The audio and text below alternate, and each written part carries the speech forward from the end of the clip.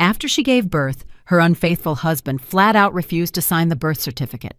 "That bastard is trash. He doesn't deserve my last name," he yelled, humiliating her in front of his entire affluent family.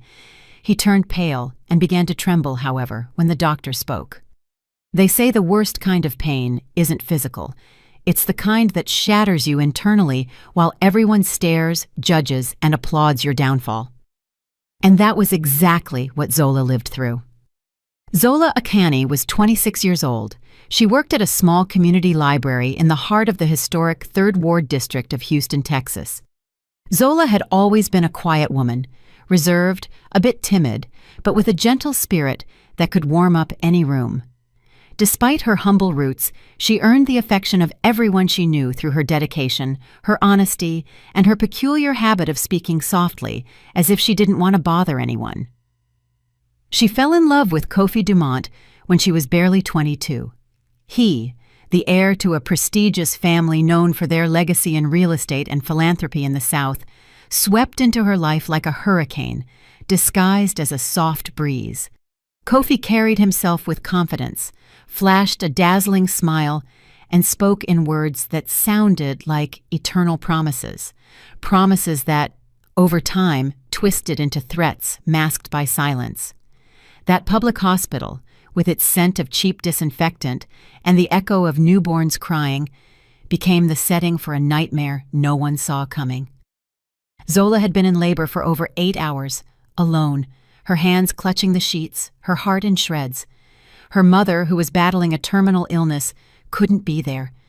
Her girlfriends from the neighborhood couldn't find a way to make the long trip. And Kofi?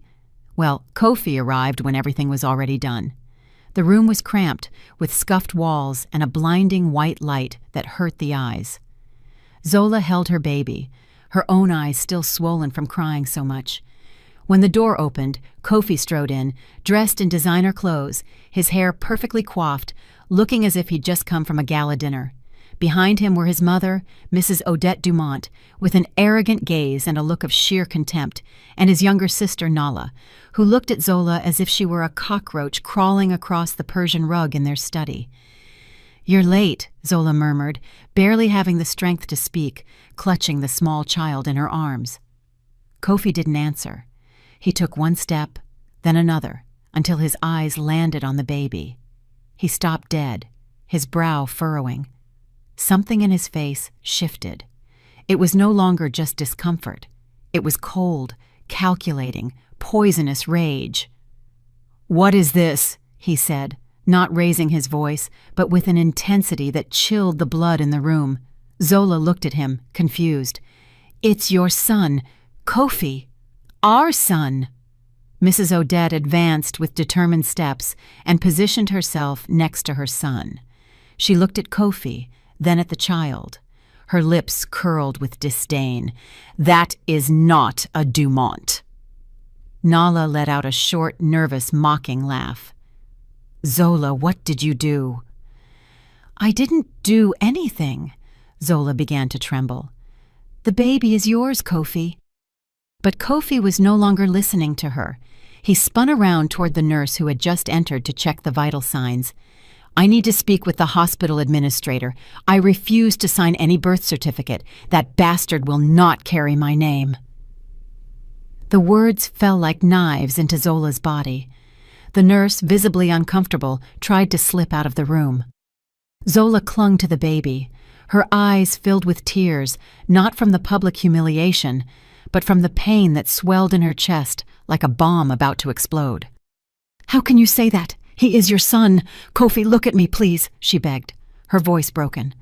Kofi looked at her for the first time since he had entered, but not as a husband, as if she were a complete stranger. "Do you think I'm stupid? That child looks nothing like me. Do you think I'm going to bear the burden of a mistake that isn't even mine? He is not a mistake. He is your son. Don't raise your voice at me," he shouted, pointing his finger at her. "What you did is unforgivable. You have no idea what you've just caused." Mrs. Odette crossed her arms and approached Zola with a look full of contempt. "I always knew you were an opportunist, a poor girl looking to climb the ladder with a swollen belly. And look at you now. You don't even know who the father is." "Shut up!" Zola screamed, trembling with anger. "You have no idea what you're talking about. Don't you speak to my mother like that!" Kofi slammed his hand against the wall. "And you, Zola, what you did is not forgivable. You messed with my family." The baby began to cry, a loud wail, as if sensing the tension, as if knowing something was deeply wrong in that place. Zola cradled him, trying to soothe him while she was dissolving inside. The noise drew a doctor, who entered with a worried expression. It was Dr. Ahmadi, the attending physician for the delivery. Tall, with graying temples and tired eyes, he stopped when he saw the scene. "Is everything all right here?" "Of course not," Kofi snapped. "This woman is pinning a child on me that isn't mine. I want proof. I will not allow a false paternity to be attributed to me." The doctor looked at Zola, then at the child. He paused for a long time. He took a deep breath. "Mr. Dumont, I need to speak with you privately. I have nothing to discuss. I'm clear. That child isn't mine. I have no interest in hearing more." "Please," the doctor insisted. "It's important." Kofi ignored him, crossed his arms, and turned to his mother. "We're leaving. Let her deal with her own problem." Zola tried to sit up, but the post-labor pain made her fall back onto the bed. "Don't go, please! Listen to me! Kofi!" Mrs. Odette approached one last time. "I hope you have a good story to tell that child when he asks who his father was." And they left. Nala threw one last look at Zola, neither pity nor hatred, just emptiness. The doctor closed the door gently and walked toward the bed. Zola was shattered. The baby, still crying, clung to his mother's warmth. "Zola," the doctor said, lowering his voice, "you need to be strong. What I am about to tell you is not easy." She lifted her face, soaked with tears. "What is it?" The doctor paused. He looked at the baby, then back at her. The reason why Kofi sensed something strange makes sense. The baby has a genetic condition that is not compatible with his, but also not compatible with yours. Zola blinked, confused. "What are you saying?" "We need to run more tests, but Zola, the child's father appears to be someone close to Kofi, very close." Zola frowned. Her heart skipped a beat. "No, that can't be. I was not with anyone else. Never." The doctor stood up awkwardly and moved toward the door. "I will tell you with more certainty as soon as I have the lab results. For now, rest. You'll need it." He left the room. Zola was left alone in silence. The baby's cries softened. The pain in her belly was bearable, but what was in her soul was another kind of wound, one that had no name, no cure, and no end yet. She didn't know that hell was just beginning. She couldn't imagine that the truth she was about to discover was worse than any lie. Zola couldn't move. She felt as if the entire weight of the world had fallen onto her chest. The silence in the room was so thick you could cut it with a sigh. The doctor was gone. Kofi had abandoned her, and her son, little Keon, slept on her chest with the innocence of someone who hasn't yet known contempt. Hours passed like shadows dragging on in the early morning. Zola didn't close her eyes once. She stared at the ceiling, unable to comprehend what had just happened. She repeated over and over that it couldn't be true, that it was all a nightmare, that the pain would stop, but it wouldn't. The pain clung to her chest like a rusty knife, and the worst part wasn't the humiliation, it was the doubt. The doctor's words echoed in her mind like a cursed sound, an incompatible genetic condition. How could that be? She had never been unfaithful to Kofi. Not a single glance, not a single touch with another man. Never. And yet, there was her son being rejected by everyone, even by his own father or the man she thought was his father. At dawn, the nurse entered with a tired expression. She brought a tray with breakfast and a form. "Zola, honey, you need to sign this paperwork for discharge. Do you have someone who can come pick you up?" Zola shook her head. "No, I don't have anyone." The nurse sighed with that silent compassion that only those who have witnessed too many tragedies possess. You can stay a few more hours, but the hospital is short on beds. You'll have to leave when you can." Zola nodded, then looked at her son. "I don't have anywhere to take him." 2 days later, she returned to the small neighborhood where she had grown up. Dirt roads, corrugated iron roofs, the smell of dampness and simple soul food scents filling the air with nostalgia. The inherited house from her mother awaited her, in ruins, with broken windows and no running water. Zola entered with Keon in her arms and took a deep breath. It wasn't a mansion, but at least no one would judge her in here. She thought about crying, but she had no tears left. In the Dumont mansion, meanwhile, everything was tense. Kofi had called Dr. Ahmadi to demand an explanation. "What do you mean by incompatible? Explain yourself clearly," he demanded, pacing his office with a glass of bourbon in his hand and his eyes burning. The doctor on the phone remained calm. "Mr. Dumont, as I explained at the clinic, we detected an uncommon genetic condition. It matches a relative of yours, but not you. Are you suggesting it was someone in my family? I cannot make assertions without proof. I suggest a DNA test as soon as possible." Kofi hung up without responding.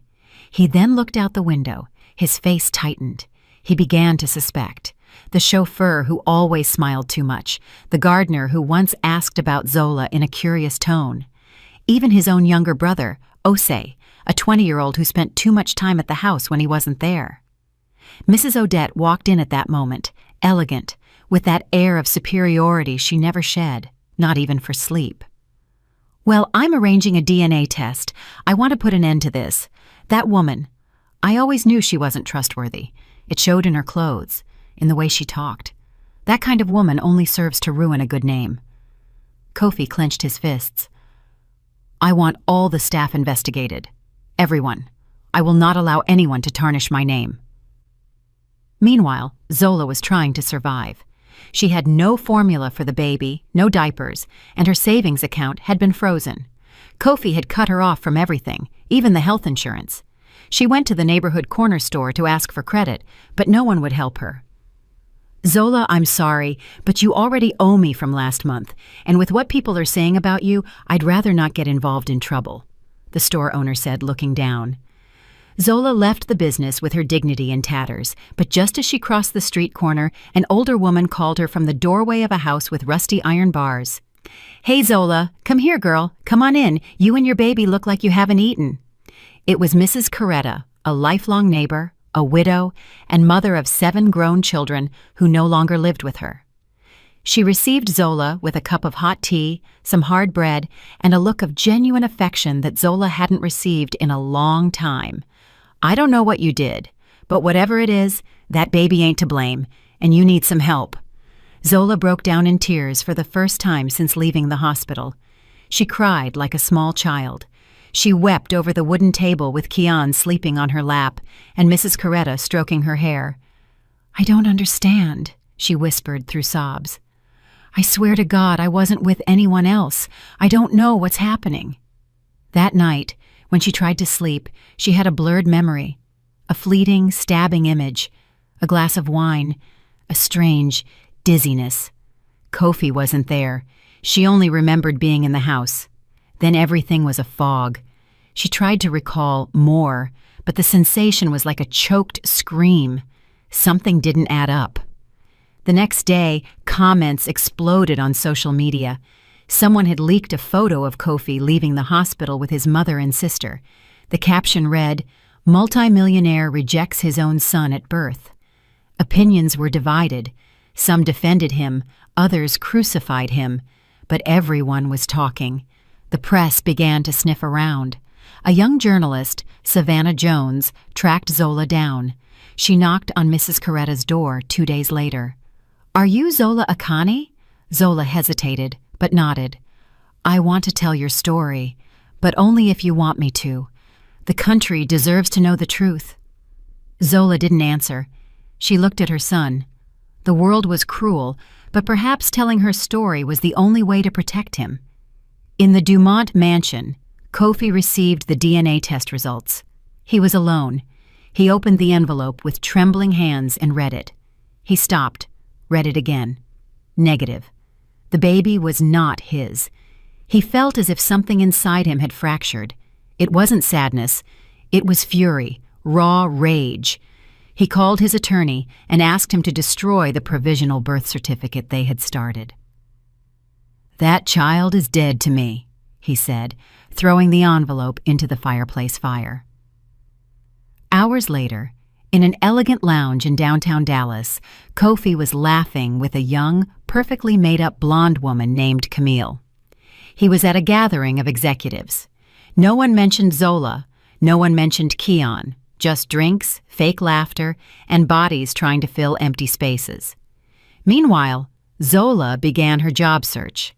With Keon in her arms and a resume stained by rumors, she scoured offices, bakeries, and stores. Everyone said the same thing. "I'm sorry, we're not hiring." Night fell. She returned home exhausted, her feet swollen, with nothing more than a bag of rice that Mrs. Coretta had given her. As she entered, she found an unsigned letter slipped under the door. It only said, "He wasn't the only one in that house who looked at you differently." Zola felt a chill. She looked at her son, hugged him tight, then closed the door and drew the curtains. There were too many shadows surrounding her story, and she was just beginning to understand that behind every silence lay a secret. Zola hadn't slept peacefully since receiving that anonymous letter. The phrase echoed in her mind like a curse. He wasn't the only one in that house who looked at you differently. She felt fear, real fear. Not of ghosts or superstitions, but of what she remembered and what she didn't. Of what might have happened that night when everything became a fog, and the following days were shrouded in silence. The baby started to cry. Zola held him close. Keon was only a few weeks old, but his eyes seemed to look with the intensity of someone who had already lived 1,000 lives. She stroked his hair and sang softly. Then she sat on the edge of the broken bed in that borrowed house, Mrs. Coretta's home, now her only refuge. The world had left her alone, but time didn't stop. Neither did hunger. That very night, she made a decision. She went out with Keon wrapped in a thin blanket, walked through the neighborhood with her head held high, and went straight to an office building in the industrial park. The place smelled of old sweat and cheap bleach. She asked for the cleaning supervisor. "I need a job. Anything. I only ask that you let me bring my son with me." The boss looked at her suspiciously. "This isn't a daycare." "He won't bother anyone. He'll sleep in a corner. I just need a chance." The woman sighed. She was tired and needed someone urgently. "All right, but if he cries too much, you're gone. I don't want trouble." That night, Zola mopped marble floors with swollen hands. Keon slept in a box with a folded sheet as a mattress. Every time she finished pushing the mop, she rushed over to check that he was breathing. Her body ached, but her dignity hurt more. With every corner she cleaned, she felt like she was erasing a piece of her history. She was no longer the wife of Kofi Dumont. She was nobody. Days passed. Keon started showing strange symptoms: shortness of breath, a constant fever, and small tremors in his hands. Zola took him to a community clinic in the neighborhood. The doctor, young and serious, examined him in silence. "We need to run more complete tests. This could be something more serious." Zola looked at him in terror. "More serious? How?" "It could be a neurological or metabolic condition. I don't want to alarm you without proof, but there are signs we can't ignore." "And how much do those tests cost?" The doctor hesitated. $5,000, maybe $6,000. It all depends on what's needed. Zola felt the air ripped from her lungs. She didn't have even $100. That night, she didn't eat. She sold her only ring, the one Kofi had given her when he promised her a good life. She exchanged it for 2 cans of formula and 1 pound of rice. The next day, she went to the local legal aid office, a room with damp walls and piled-up papers. A young lawyer, Imani Grant, attended to her. She had dark circles under her eyes, but her gaze was sharp. She listened to Zola's story without interruption. "I want to force my son's father to take responsibility." Imani took notes. "Do you have the birth certificate?" Zola lowered her head. He destroyed it. He said that child didn't deserve his name. Imani looked at her seriously. We're going to start with a paternity and child support lawsuit. Do you have proof you were married? Zola pulled out a torn folder. It held a photo from her wedding, a simple copy of the marriage license, and a couple of utility bills in both their names. This will work for now, but you need an official genetic exam. Zola swallowed. They already did one. It came back negative. He said the child wasn't his. Imani raised her eyebrows. And are you sure you weren't with anyone else? Zola lifted her wounded gaze. I don't remember anything. Just one night I felt strange, like something wasn't right. But I didn't do anything. The lawyer nodded. She didn't ask more questions. Some things hurt more than a test result. I'm going to help you. I don't promise miracles, but I promise justice. In the Dumont mansion, the atmosphere had grown heavy. The press was starting to apply pressure. Some outlets wanted to know why a baby had been publicly rejected by such an influential family. Social media was unforgiving. The Dumont name was becoming synonymous with scandal. Kofi, desperate to clean up his image, ordered a media control campaign. He bought headlines, silenced local news outlets, and hired digital reputation experts. But inside the house, the tension couldn't be concealed. Mr. Sterling Dumont, Kofi's father, had returned from a business trip, always elegant, always with his measured smile. He was one of those men who didn't yell, but whose single glance could make an entire room tremble. Kofi met him in the study. Father, I need to know if anyone in the family did anything with Zola. Mr. Dumont stared at him. What are you referring to? You know what I mean. She claims she wasn't with anyone. The DNA doesn't match me, but the doctor says there's compatibility with someone close. Did you see something, Sterling? Mr. Dumont maintained his composure. Your weakness is making you talk nonsense. Stop finding excuses for your marital failure. That woman doesn't deserve another minute of our time. Kofi swallowed. You can't ignore it. Something doesn't add up. Osei was here when I wasn't. The chauffeur was too. Mr. Dumont interrupted him in a firm voice. Don't bring your brother into this. He's just a child. If you were naive enough to let an outsider into this family, assume the consequences. From the doorway, Osei listened in silence. He then went downstairs and found his mother, Mrs. Odette, and said in a low voice, Mom, do you remember Aaliyah? Mrs. Odette immediately tensed up. Why are you mentioning that woman? Because Dad has worse secrets than the Zola business. You know it. What he did to Aaliyah was worse. But everyone fell silent. Mrs. Odette turned pale. Be quiet. Don't you dare talk about that. That story died years ago. Osei shook his head. No, it didn't die. It was just buried, like everything else in this house. That night, Zola took Keon to a private clinic that offered pro bono consultations. The same doctor who had seen her at the public hospital, Dr. Ahmadi, attended to him. He was surprised to see her there but didn't say anything. After examining Keon closely, he sat across from Zola with a grave expression. The child has a mitochondrial disorder. It's a rare inherited condition. It affects cellular energy and neurological development. It's progressive. Zola felt herself faint. He could die? Not if we act fast, but the treatment is costly and long. How much? The doctor hesitated. More than $15,000. Just to start. Zola didn't respond. She just hugged her son. I don't have that money. There's another option. If we find a compatible relative, we could start an alternative therapy. Zola looked up. A compatible relative? We need to analyze the DNA of the possible fathers. If we find someone with a specific genetic match, we could work with that. Zola closed her eyes. She felt the world spin. She remembered everything, the rejection, the abandonment, the contempt. What if the only compatible person is in a family that hates me? The doctor looked at her with compassion. Then you'll have to decide whether you face that hatred or let the silence consume everything. That night, in her small room, Zola watched Kian while he slept. Next to her was the envelope with the genetic results she had requested with Imani's help. She opened it with trembling hands, reading it word for word. The result was not the same as the one from the hospital. The new report said something more. There was a match, but not with Kofi, with another member of the Dumont family.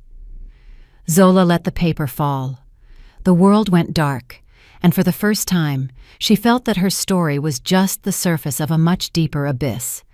Because if what that paper said was true, then the real father of her son was not just someone close to Kofi. He was someone who had destroyed many lives before hers. Zola let the envelope fall to the floor without a sound, but the impact was as real as if the world had exploded inside that small room. The air became thick, unbreathable. The image of Mr. Sterling Dumont appeared in her mind like an old shadow. Elegant, with that refined smile that hid something dark, something she hadn't wanted to see. The genetic match left no doubt. It wasn't a supposition. It was data. Kian's true father lived behind the picture windows of a mansion she had once called home and carried the same last name. Zola pressed Kian against her chest, as if the warmth of her body could shield him from what was coming. She didn't cry. She didn't scream. She stayed still, feeling an emptiness she didn't know how to fill. For the first time, she wasn't just a victim of abandonment, but of the complicit silence of an entire family. And that silence, she understood now, was the cruelest enemy. That very night, she requested a meeting with Imani, the lawyer who was helping her. "I didn't want to believe it, but I can't keep quiet anymore," she said, placing the envelope with the results on the small office table. Imani read it in silence. She didn't blink.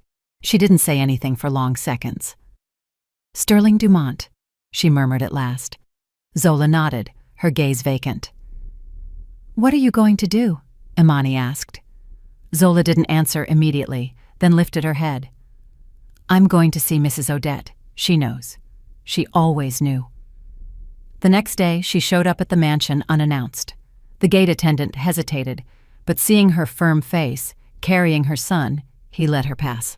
She walked across the immaculate lawn, through the hallways she once traversed with dreams, until she reached the main living room. Mrs. Odette was sitting, having tea with her sister. Seeing Zola, she twisted her lips.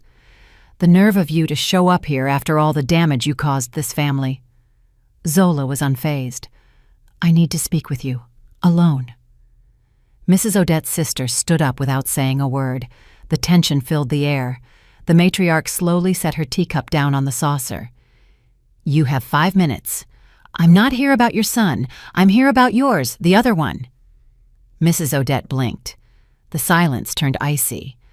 "I know that the true father of my son is Sterling. I have confirmation, and you knew it." "What are you implying?" she tried to say, but Zola interrupted her. "I'm not implying, I'm stating it, and you are going to help me because this isn't just about me." Mrs. Odette stood up. Her hands trembled, barely perceptibly. "You don't know what you're saying. You have no idea what it means to accuse a man like my husband." Zola didn't back down. "And Aaliyah didn't know what she was doing when she screamed either, or was she also silenced with money?" Mrs. Odette's eyes flew open. That name, that memory that had been locked away like a corpse in the depths of her mind. "How do you know that name?" "Osi mentioned it. And there's a pattern. Your husband is not new to this, and your silence makes you complicit." Mrs. Odette took a step back, staggering. Then she sank into the armchair, as if the weight of years of secrets had crushed her. Aaliyah was a young girl who worked here. One day she disappeared. They said she left without warning, but I knew it wasn't true. I saw her cry. I saw her bruises. I saw how she avoided Sterling. I knew, but I was afraid. Sterling warned me that if I spoke, he would destroy everything. My children, me. And I believed him because he always follows through on his threats. And that's why you allowed him to repeat the same thing with me? Mrs. Odette bowed her head. Silence was her answer. That night, Zola and Imani investigated Aaliyah.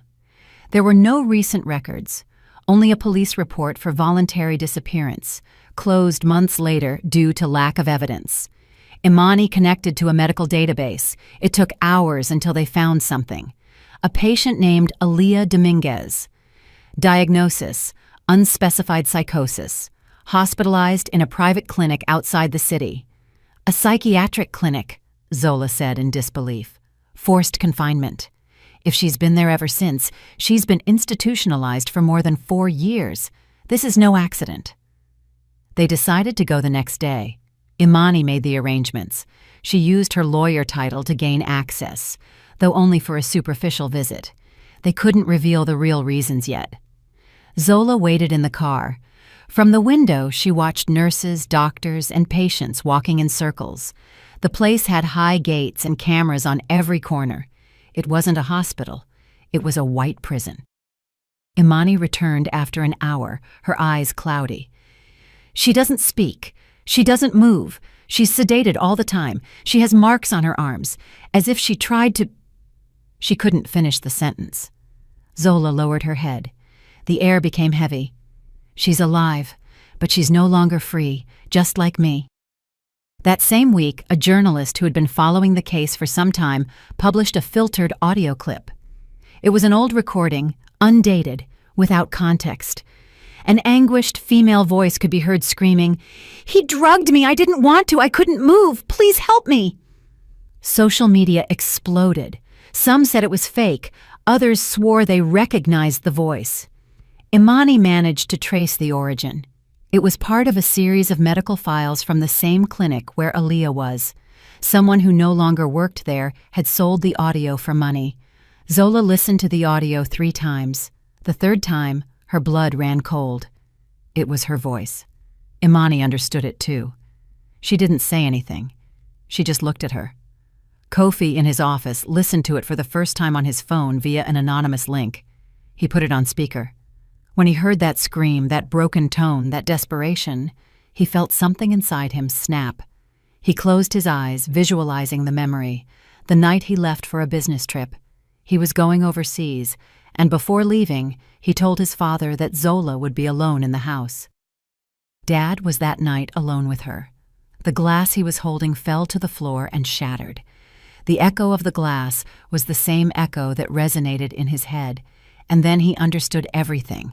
The business trip, the night Zola stayed alone at home, his father's insistence that everything would be fine, Zola's expression weeks later when something inside her had changed, the silent rejection, the distance, the constant sadness.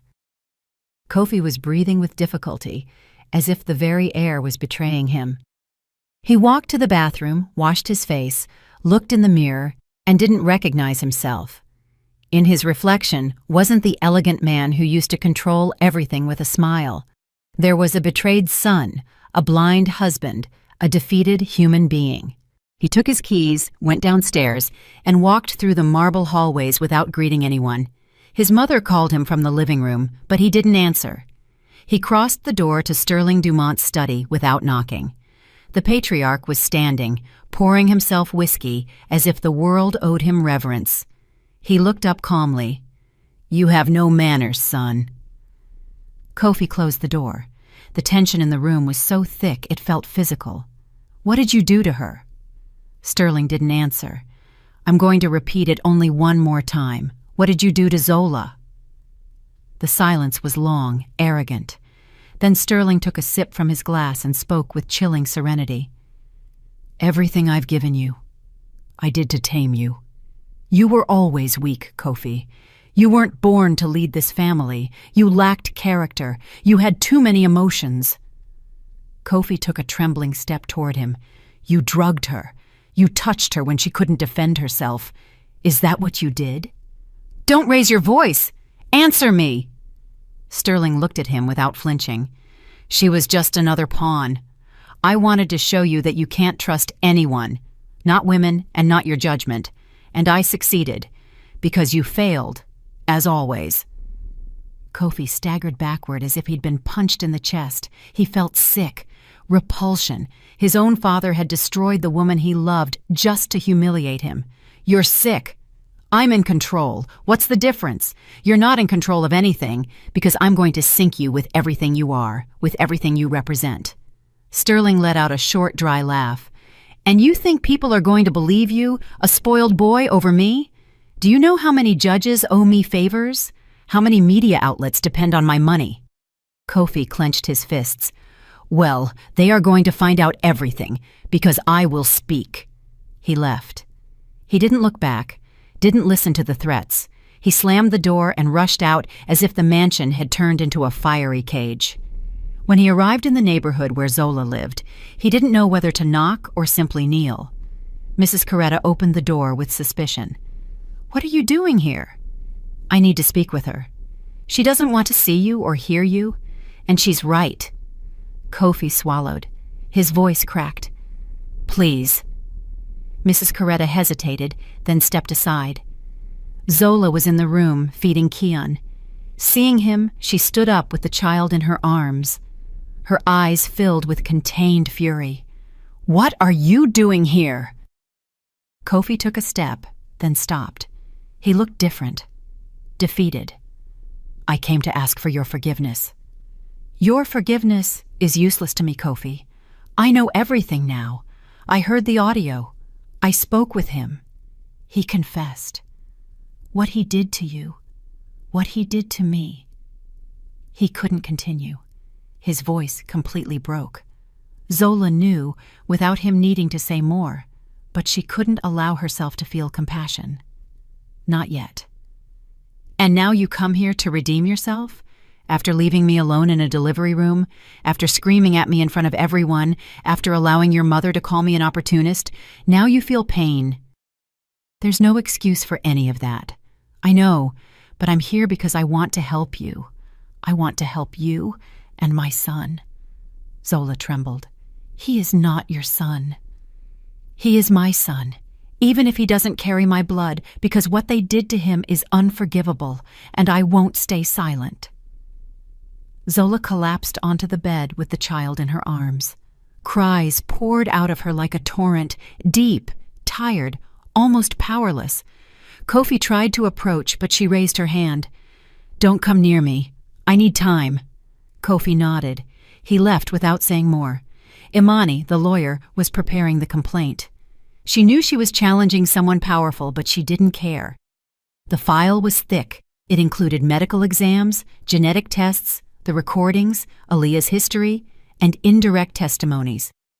"This is going to blow up, but you can't back down," she told Zola as they reviewed the documents. "I won't. They're going to attack you. They'll say you did it for money, for revenge, for fame." Zola looked her in the eyes. "I don't care what they say. I'm not doing this for me. I'm doing it for all the ones who couldn't speak." The media found out. Some supported the complaint, others ridiculed it, but the story began to gain traction. Several women started writing to Imani anonymously. They had worked in the homes of powerful families. Some recounted that Sterling Dumont had also harassed them, but they were too afraid to speak. The legal team filed the formal complaint. The press surrounded the courthouse. The photograph of Zola leaving with her son in her arms circulated on social media, in newspapers, and on television channels. Days later, Sterling sent a message. He wanted to speak with Zola privately. Imani forbade it, but Zola decided to go. They met at a private restaurant. He arrived with his usual elegance. She arrived with a serene but firm face. "You have guts," he said. "I have memory, and I have a son who deserves justice. That child is not my shield. He is my engine and the reflection of what you did. Like it or not, he is in your life forever now." Sterling looked at her for a long time, then smiled. "I can take the child away from you. I have the resources, the contacts, the lawyers. With a couple of signatures, I can get custody. I can argue that you have no means, that you have emotional instability. Do you really want to play this game?" Zola didn't flinch. "Try it. But I swear that if you do, I will make public every detail, every victim, every audio. You won't be able to walk down the street without people looking at you as what you are." Sterling picked up his glass, drank, then stood up without saying more. Kofi called a press conference. Imani, Zola, and other media outlets were present. Microphones, cameras, reporters. The world was watching. Kofi stepped up to the podium, took a deep breath, and spoke. "I come to speak as a son, as a husband, and as a victim of silence. The father of my wife's son is my own father, and it is not the first time he has done this." There was a collective murmur, shouts, camera flashes. What happened to Zola was an act of violence, of power, of perversion, and I, as part of that family, can no longer remain silent. The media exploded. Social media collapsed. Sterling Dumont's untouchable figure ceased to exist, and just like that, the silence was broken. Kofi's words still reverberated in the courthouse hallways, in the newsrooms, and on internet forums like a bomb no one saw coming. The image of the heir to one of the country's most powerful families confessing that his father had committed an unimaginable crime, and that the child he himself had rejected was the result of that monstrosity, crossed borders. It was international news, front pages, headlines, divided reactions. Some applauded his courage, others called him a coward for having been silent for so long.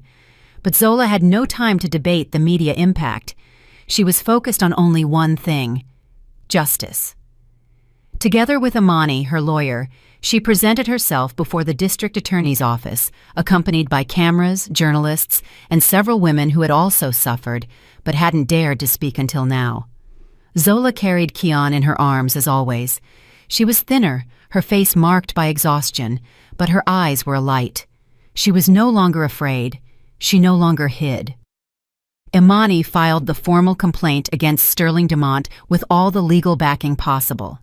She included testimonies, documents, the genetic results, the filtered audio, and the recording of the confession Kofi had secretly obtained days earlier while speaking with his father.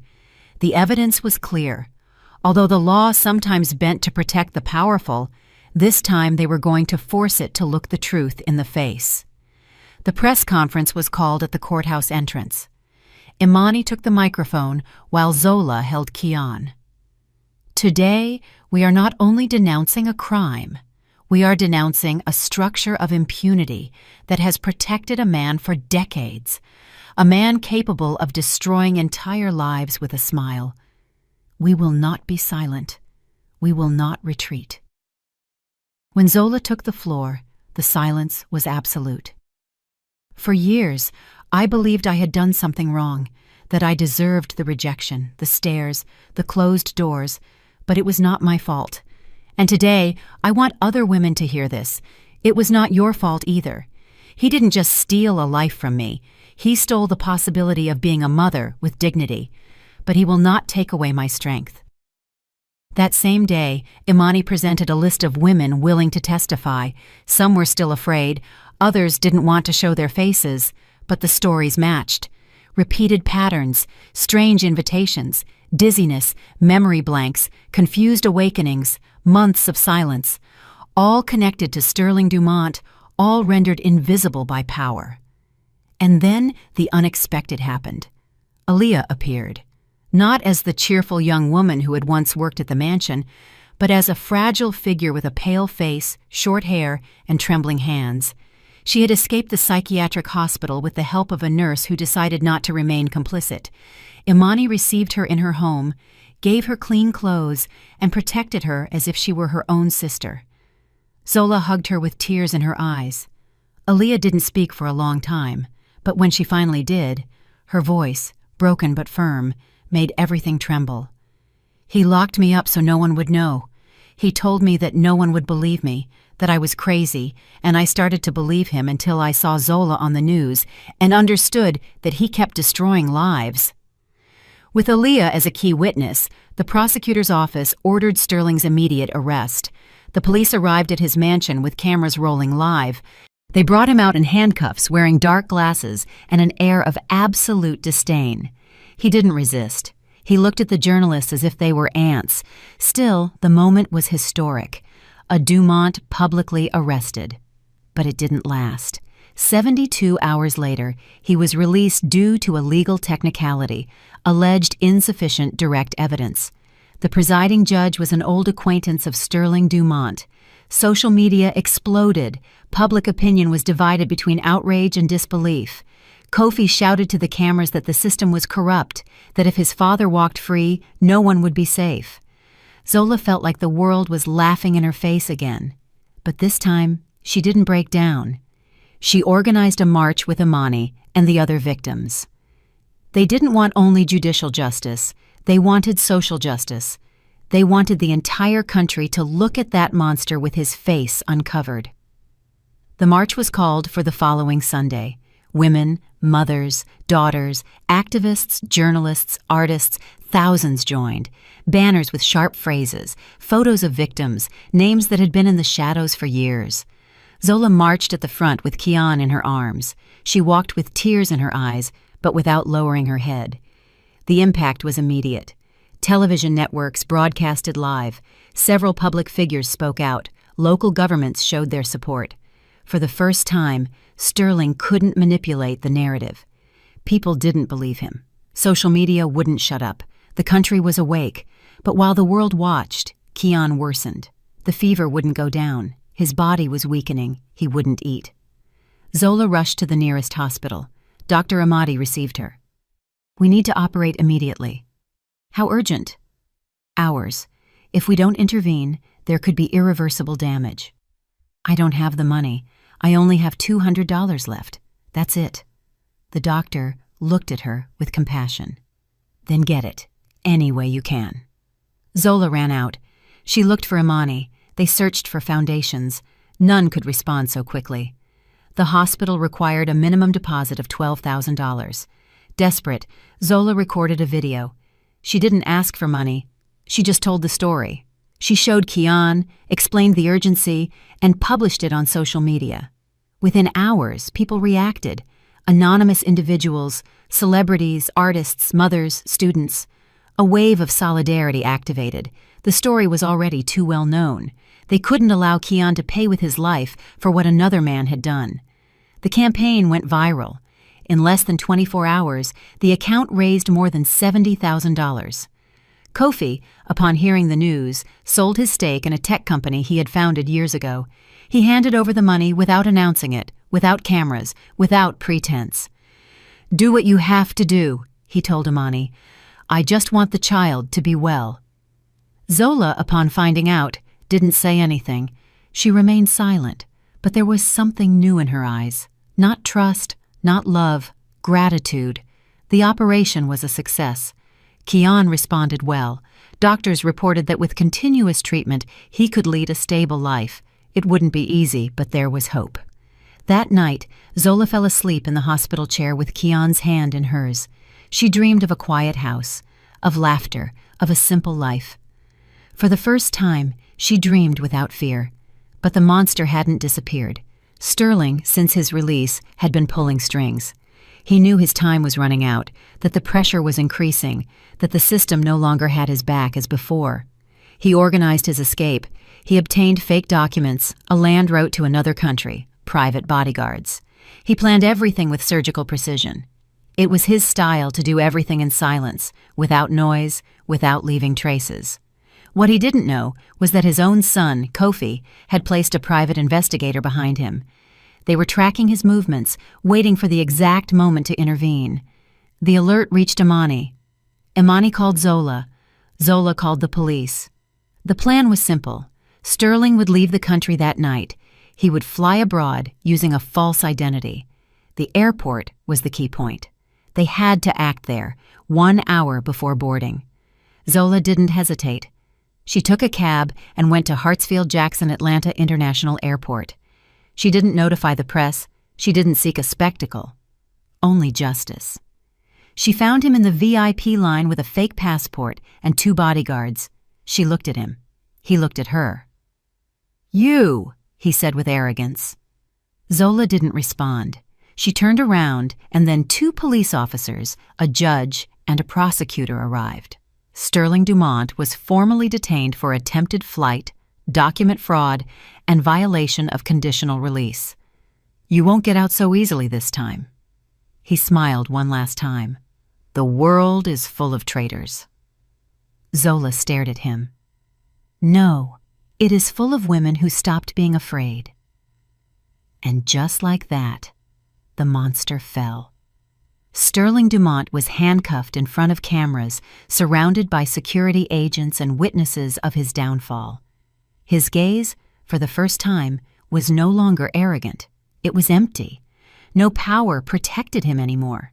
His world, built on fear, manipulation, and silence, collapsed with the force of a truth he couldn't crush. The entire country watched, some with disbelief, others with relief, many with fury.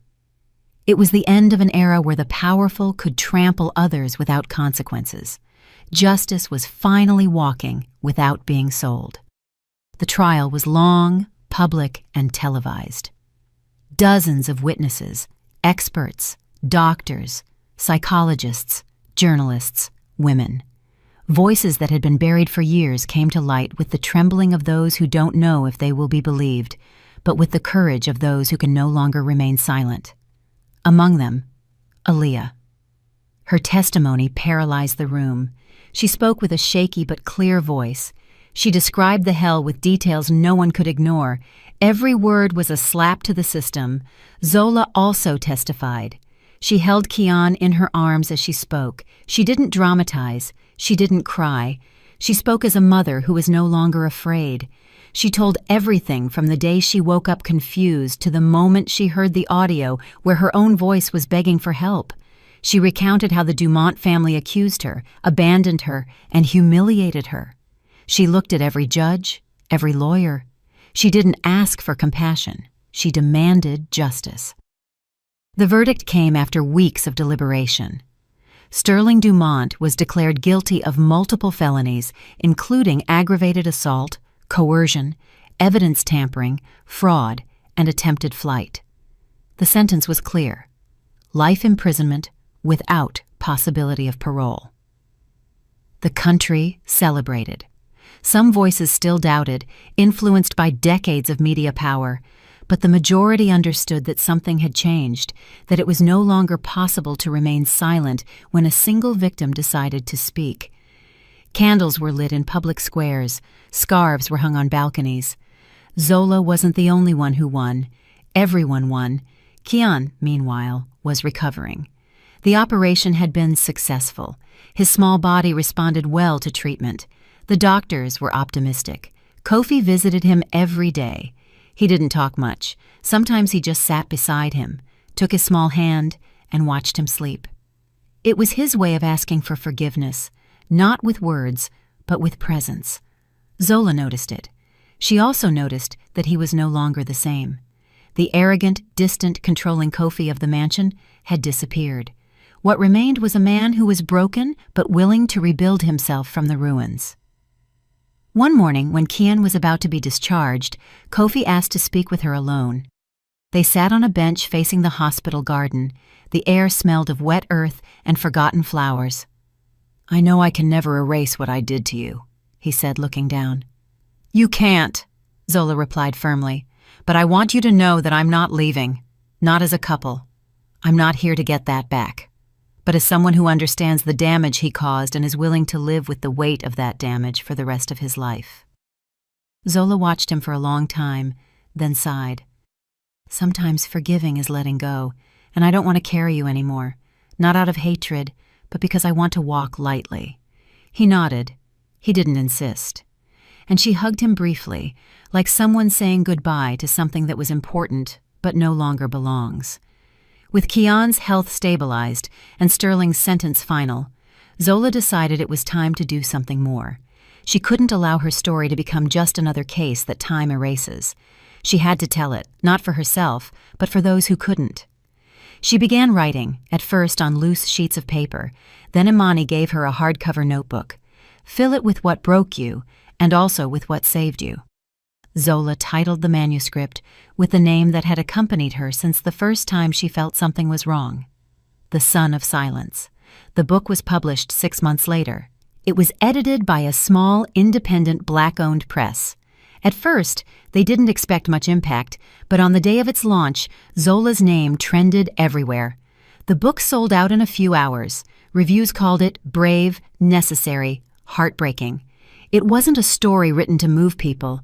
It was a warning, a testimony, an act of remembrance. With the royalties, Zola founded an organization for women victims of abuse and power violence. She called it the Kian Foundation, not just for the child, but for what he represented, a life born from horror that became a symbol of hope. It offered free legal aid, emotional recovery workshops, temporary shelter, and medical guidance. Women arrived from everywhere, fearful, wounded, but with the certainty that they were no longer alone. Aaliyah was one of the first volunteers. Imani became her legal ally. Mrs. Coretta became a kind of honorary godmother. Kofi collaborated silently, organizing donations, using his contacts without seeking the spotlight. Zola became a public figure despite not wanting to. She was invited to conferences, universities, and television shows, but she only accepted when she knew she could speak with sincerity, without makeup, without prefabricated speeches. Her story wasn't a product. It was an open wound that she had decided not to hide anymore. Years passed. Kian grew up surrounded by love. He didn't ask much at first. He was a curious, happy child with a contagious laugh and a precocious intelligence. He knew his story was special, that his mother was strong, and that somehow his existence had changed the lives of many people. When he turned 6, Zola wrote him a letter. "My dearest son, you were born in silence, but your voice has woken the world. I didn't raise you to be brave, because you already are. I raised you to be free, to understand that your origin doesn't define you. What defines you is the love you gave and received, and you, Kian, have been my greatest lesson in love." The last scene took place on a warm March afternoon. The sky was a clean, almost unreal blue. Zola walked along a path surrounded by trees with Kian in her arms. He was no longer a baby, but he liked to hug her like when he was small. She lifted him, propped him on her hip, and looked at the sky. She didn't say anything for several seconds. Kian stroked her face. "Are you okay, Mom?" She smiled, not with sadness, but with peace. "The pain broke me, but you rebuilt me." And they kept walking. Did you like the story? And which city are you listening from? Let's meet in the comments. If you liked the story, you can support me by sending a super thanks so I can keep bringing more stories like this. Thank you so much for your sweet support. I'm looking forward to your comments on the story. On the screen, you can see 2 new life stories that I highly recommend. There's so much more on my channel. Don't forget to subscribe. See you in the next life story with love and respect.